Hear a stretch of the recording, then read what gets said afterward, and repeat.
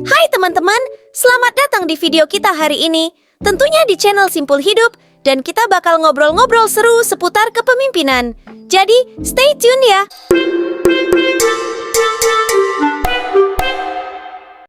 Oke, sebelum kita masuk, kita mau kenalan dulu sama si kepemimpinan.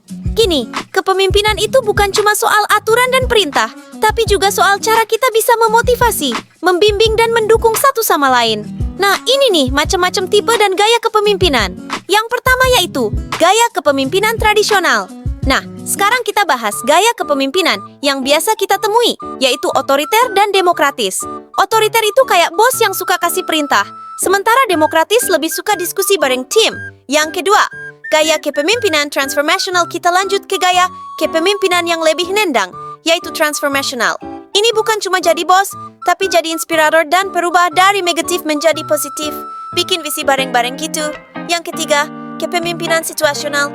Oke, sekarang kita masuk ke kepemimpinan yang bisa diadaptasi sama situasi. Ada model Hersey Blanchard yang kayaknya bakal buat kita lebih paham gimana caranya jadi pemimpin yang bisa berubah sesuai keadaan. Yang keempat, kepemimpinan berbasis kekuatan dan pengaruh. Nah, selanjutnya kita bahas yang sering terdengar, yaitu kepemimpinan berdasarkan kekuatan dan pengaruh. Bagaimana sih pemimpin bisa memanfaatkan kekuatan dan pengaruhnya dengan bijak? Karena kadang-kadang selalu ada yang menyalahgunakan kekuasaan cuma untuk memenuhi kepentingan pribadi daripada kepentingan kelompoknya. Yang kelima, studi kasus kepemimpinan sukses. Jangan lupa, kita juga bakal ngecek beberapa tokoh yang sukses dan lihat gimana gaya kepemimpinan mereka. Pasti bakal ada pelajaran berharga buat kita semua. Ini adalah contoh gaya kepemimpinan Laura Martinez yang mampu membangun tim kreatif di perusahaan startup. Laura Martinez adalah seorang pemimpin sukses yang memimpin sebuah tim kreatif di perusahaan startup teknologi bernama Innovatech. Saat Laura pertama kali bergabung dengan perusahaan tersebut, tim kreatifnya mengalami tantangan besar dalam menciptakan ide-ide inovatif dan menjaga semangat kerja.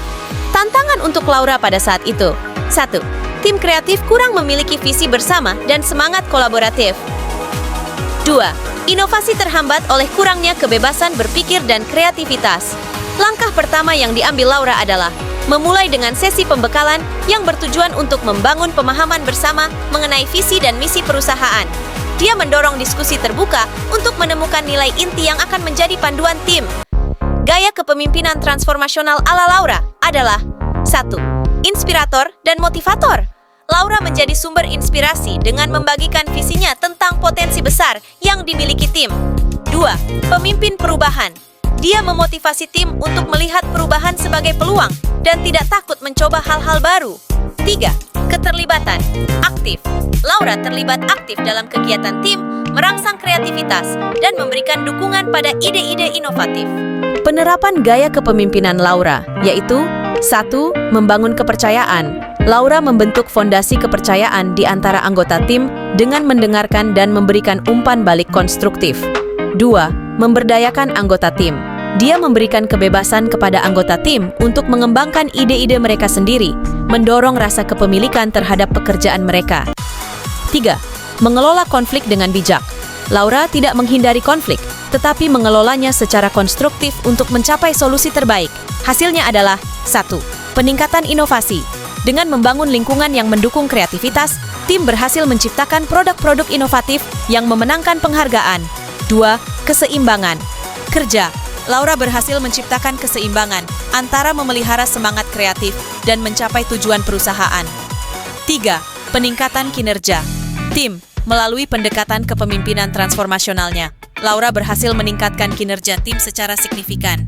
Studi kasus ini menunjukkan bagaimana gaya kepemimpinan yang transformasional dapat membawa perubahan positif dan kesuksesan dalam lingkungan kerja yang kreatif dan dinamis. Pertanyaannya adalah, bagaimana mengembangkan gaya kepemimpinan Anda sendiri? Penasaran? Terus pantau channel kita ya, nanti ke depannya bakalan lebih seru lagi.